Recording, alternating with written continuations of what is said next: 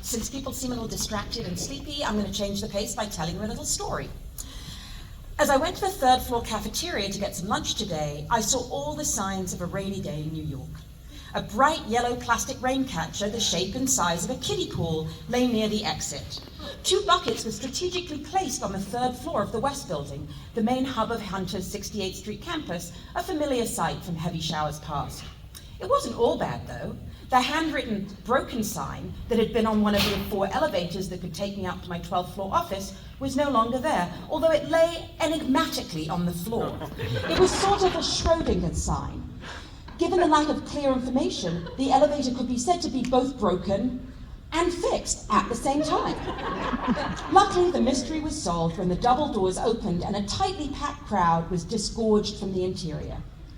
I'd forgotten a fork for lunch. Fortunately, I kept spares in my office because I couldn't just pop down to the cafeteria and pick one up. Napkins, forks, spoons, salt packets, and condiments are no longer on top of a counter by the cash registers. Instead, as a cost-saving measure, cashiers dispense them one by one. Once back in my office and fed, I wasn't able to make copies for my next class. Both of our copiers were broken, and faculty were told that they wouldn't be up and running for at least 4 days. Well, I thought, I can just run over to the Senate office and make copies there. But then I remembered that all the copy machines and printers throughout the Senate office were out of toner because the funding for office supplies for the spring semester hadn't yet come through. So I ended up being resourceful and using a scanner app on my phone, emailing the file to myself and uploading it to Blackboard so at the very least students could look at their phones.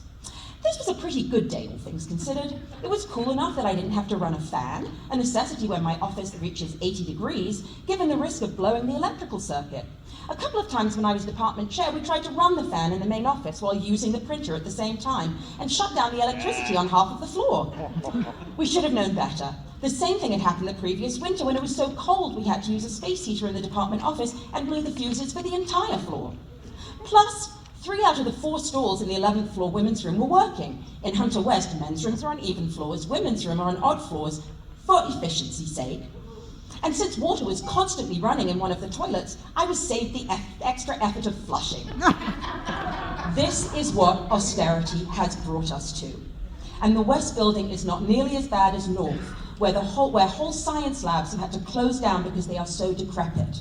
Faculty, students, and staff are implicitly being told that because we're CUNY, this is all we deserve. But let me say this now, once and clearly. We deserve better, and we deserve more. Yeah.